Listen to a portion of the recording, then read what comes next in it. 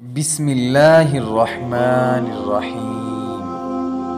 جس کام میں جتنی جلدی کرو گے اتنی ہی دیر ہوگی، کیونکہ اچھے نتائج کے لیے صبر سے کام لینا ضروری ہوتا ہے۔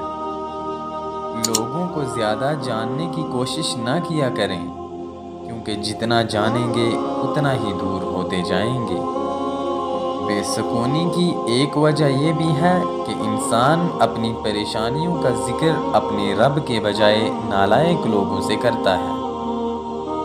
غلطی اور بھول ہر شخص سے ہو جاتی ہے، لیکن سمجھدار وہ ہے جو جلد اللہ سے رجوع کر لے۔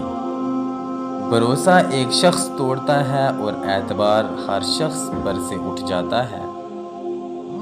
جب رشتوں میں ضد اور مقابلے آ جائیں تو یہ دونوں جیت جاتے ہیں، بس رشتہ ہار جاتا ہے۔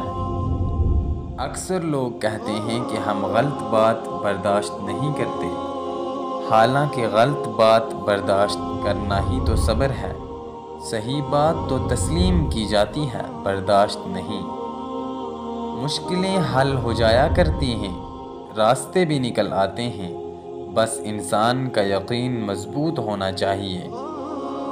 جاہل کے ساتھ عقل کی بات مت کرو، کیونکہ پہلے وہ بحث کرے گا، پھر اپنی ہار دیکھ کر دشمن بن جائے گا۔ زندگی میں اپنا پن تو ہر کوئی دکھاتا ہے، لیکن اپنا کون ہے یہ صرف وقت دکھاتا ہے۔ اگر کوئی تم سے جلتا ہو تو بجائے غصہ ہونے کے ان کی جلن کی قدر کیا کرو، کیونکہ یہی وہ لوگ ہیں جو تمہیں خود سے بہتر سمجھتے ہیں۔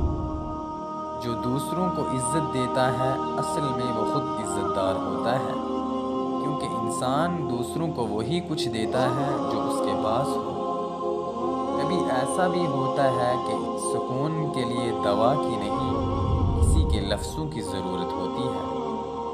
حیا اور وفا جس عورت میں ہو، اس عورت سے بڑھ کر کوئی عورت خوبصورت نہیں ہو سکتی۔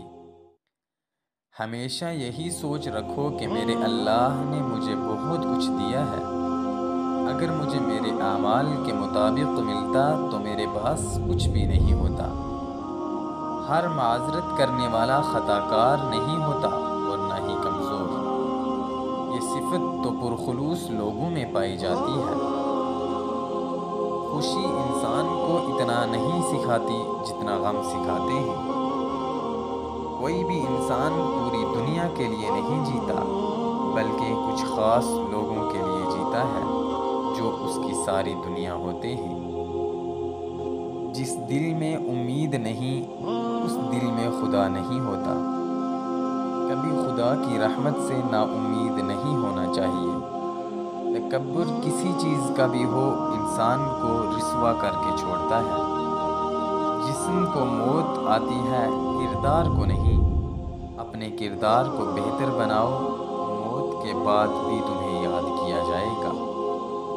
جو لوگ آپ کا دل دکھائیں، ان کے ساتھ رہنے سے بہتر ہے بندہ اکیلا ہی رہ لے۔